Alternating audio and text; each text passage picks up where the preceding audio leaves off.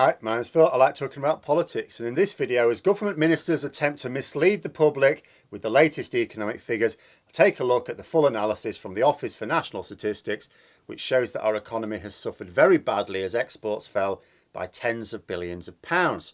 But first, if you'd like to be notified of daily news and politics, please subscribe to the channel and click the bell notification icon. So, first of all, what the government are wanting to pick out from the latest figures. Our GDP growth is the strongest in the G7. Yes and no.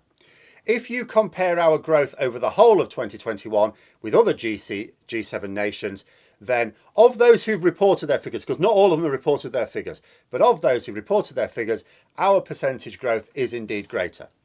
Now that sounds good, no? No. See, the problem is that our growth is 7.5%, but in the previous year it fell by 9.4%. So it's not actually recovered yet, but other economies have. Ours is still significantly behind.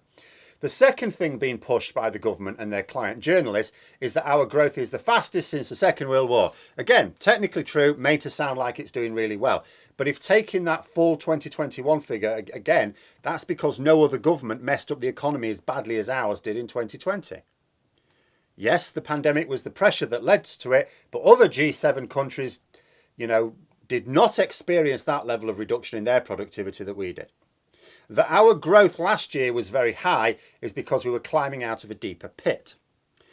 But, and this is important, our growth is not the fastest in the G7 right now. If we talk about the latest quarterly data, it's 5th out of 7. So in terms of the right now, no. In addition, our exports continue to do badly. It only compares favourably with 2020. When much of our production was basically shut down or severely curtailed due to pandemic measures. Now it is curtailed by not being able to sell as easily, because, Brexit. In addition, with the government pretending that COVID no longer exists, and they are soon to stop even publishing the data on that, and further restrict our access to testing, we're going to find a lot more workers becoming ill and taking time off. Even without the severe trade barriers we've imposed on ourselves, that alone is going to hit productivity in a significant way. You could end up wiping out entire departments at a time if you're not careful. But that is for this year's data, which we will not get an overall picture of until, next year. In terms of the latest figures, we can see that our exports are down as compared to 2018. Now, that is the last year with no Brexit or pandemic disruption. It's been literally several years since we had no disruption from our own government or a deadly virus. Normally, the Office for National Statistics wouldn't make comparisons like that. It would just compare it with the previous year. But given the seismic changes to our trade that both COVID and Brexit have introduced, they have to compare it to a year when things were relatively stable. On every measure, when you compare 2021 with 2018, exports are down. When it comes to imports, they are also down compared to 2018, but not by as much. In fact, even when you consider the comparison with 2020, imports are up, and up by more than growth in exports. That means that our exports have been hit harder than our imports, whether you compare 2021 with 2020 or 2018. Either way, it's the same story. Our balance of trade has gone in negative direction. In fact, it's gone down 13.4% when you compare 2021 with 2018, and down 21.5% when you compare 2021 with 2020. That means we're becoming more reliant on imports. Relatively speaking, importing more, exporting less. We knew that anyway, more anecdotally. British farmers were not able to get enough workers for harvest or meat processing, and so we didn't have as much British produce in the supermarkets. So we had to increase our imports of EU food or would have gone without. Famously, we used to supply all our own turkeys for Christmas, for example, but last year we had to import them from the continent. Same with pork products. It's all right, Liz Truss going on about pork markets in Asia. We can't even provide for our own demand, let alone worry about finding more markets to sell to. And in terms of raw figures, our value of exports reduced by £36.8 billion compared with 2018. We've been told by the Conservative government that they are growing the economy. They are the party of economic competence, and that means growth. So if they are the party of growth, and they have delivered growth, why were our exports £36.8 billion lower in 2021 compared to 3 years earlier? That is not the case for any other member of the G7. Now, next important bit. You may have seen articles, like this one in The Guardian recently. UK exports to the EU fell by £20 billion last year, new ONS data shows. Now, you read that headline, £20 billion less to the EU. You can think one of two things, depending on your view of Brexit. If you are against Brexit, you see that headline and you think, oh, this is terrible. Our trade is going backwards. Why did we leave? But if you are a Brexit supporter, you think, yes. Yes, sure enough, our trade with the EU is hit. Yeah, absolutely, no problem. But we're making up for it with those better trade deals around the world. But I've just showed how the Office for National Statistics indicated an export drop of 36.8 billion. It's a £20 billion drop just for the EU. But overall, it's a £37 billion drop. So we're not making up for it around the world. Our exports to the rest of the world have also dropped, and dropped significantly.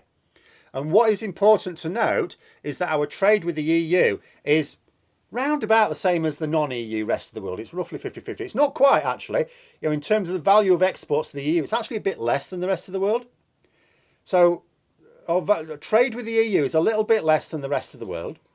But our decline in exports with the rest of the world is smaller than that with the EU.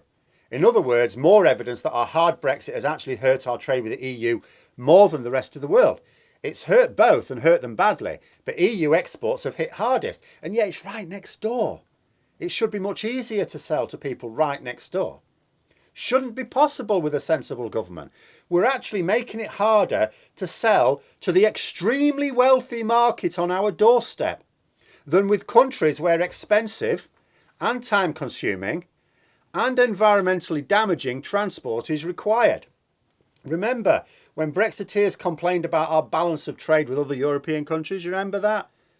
As if Brexit would actually deal with that problem. I mean, of course, all countries would like to export more than they import. Of course they would. You make money by selling, not buying. And how Remainers asked, how are you going to export more? To narrow or even reverse the balance of trade if you create more trade friction. No answer to that, other than better trade deals elsewhere. And now we see why there was no real answer to it. No speculation anymore. It's not about what's going to happen. It's happened. It's done. After just 1 year of Brexit, our balance of trade has become more negative with neighbouring countries. If you want to export more, you want some combination of the two. First, produce more goods. If you produce more goods, you may be able to sell more goods, you make more money. Second, be able to sell those goods more easily. We are now producing less. We're producing less food because we lack the workers in all links of the supply chain from farm to table. In addition, it's harder to sell food due to a mountain of paperwork and fees, especially those relating to health certificates. In fact, so much have we hit our production of food, we cannot even supply ourselves as much as we used to. We have always been, we've been a net importer of food for a very long time in the UK, well beyond living memory. But we're even more reliant on imports now since Brexit. So we face almost full World Trade Organization trade friction on our exports to the EU, just as the Brexiteers asked for. But we dare not apply the same level of trade friction on imports because we could genuinely see tens of millions suffering hunger as opposed to the several million that the government still shouldn't be able to get away with, but somehow do. But other industries are hit as well. The same principles apply, even though not as harshly as with plant and animal products. We've lost access to a ready supply of the skilled workers needed to drive our economy. We also face more trade barriers when trying to export. That was always known. Ask anyone who understands trade and they would have told you this would happen years ago. Indeed they did. But we can see it in action now. The official figures are plain. Our economy has shrunk since 2018. Other comparable economies have not. But those are my thoughts. Let me know yours in the comments below. Hope you found the video interesting. If you did, don't forget to click the like button. And if you'd like to support the channel further, please also click the Patreon link for details.